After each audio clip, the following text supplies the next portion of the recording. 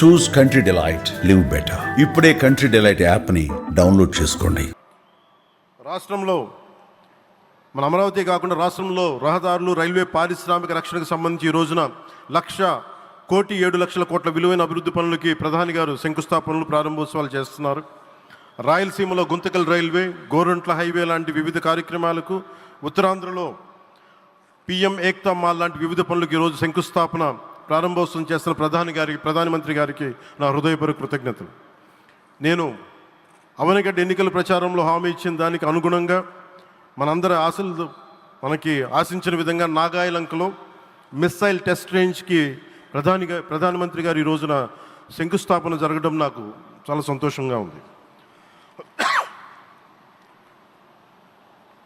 Now with Honorable Prime Minister Sri Modi ji and Honorable CM Sri Chandrababu Naidu garu, and together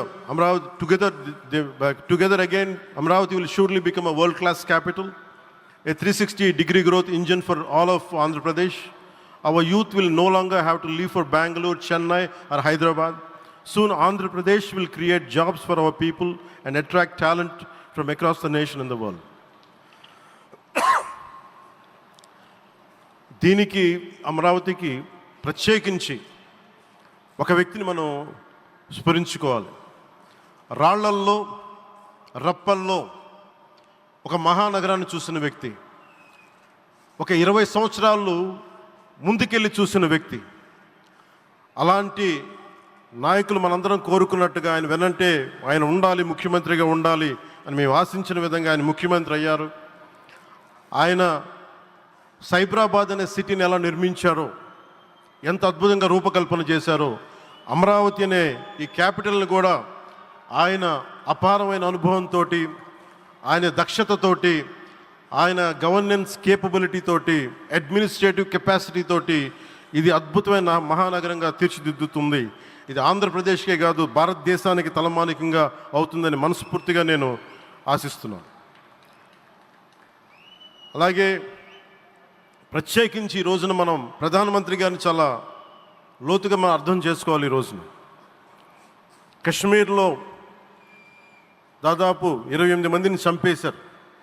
అలాంటి క్లిష్ట సమయంలో రాష్ట్రం, దేశం మొత్తం యుద్ధం వైపు వెళ్తున్న సమయంలో, అలాంటి కీలక సమయంలో ప్రధానమంత్రి గారు ఇక్కడికి వచ్చి లోపలంత బరువు, గుండెల్లో బరువు పెట్టుకొని వేదన ఉండి కూడా అమరావతి రైతులు చేసిన త్యాగాలను మర్చిపోకూడదని చెప్పి ఇంత ఇబ్బందుల్లో కూడా ఆయనకు వచ్చినందుకు మనస్ఫూర్తిగా ఒక్కసారి మనందరం ప్రధానమంత్రి గారికి గౌరవ సూచకంగా మనందరం కృతజ్ఞతలు తెలియజేయాలి.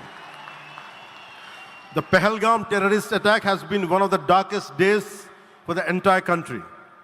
Even the blood was spilled in Kashmir. The blood spilled in Kashmir, it created tremors in the entire nation. And we had seen it personally, witnessed personally, the pain of the victims. For the Honorable PM Modi ji, he is leading the country through these tough times, and he assured all the citizens with stern action against the perpetrators of terrorism. I know this is very sensitive time, and Modi ji is carrying the nation's burden. Amidst this tremendous difficult moment, Modi ji still gave time and came today to Amravati. This shows his deep commitment to Andhra Pradesh, to the people of Andhra Pradesh, and we are deeply grateful to you, sir. May Lord Bhavani, మన కనకదుర్గమ్మ ఆశీస్సులతోటి వారికి బలాన్ని ఇవ్వాలి, శక్తిని ఇవ్వాలి, మనందరం ప్రార్థిద్దాం.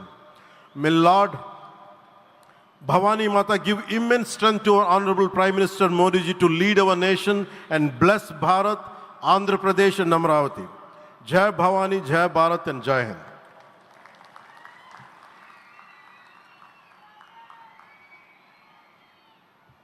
శ్రీ పవన్ కళ్యాణ్ సార్కి ధన్యవాదాలు తెలియజేసుకుంటూ, ఆంధ్రభూమికి గర్వకారణంగా నిలిచేటువంటి నాయకులు కొంతమంది ఉంటారు.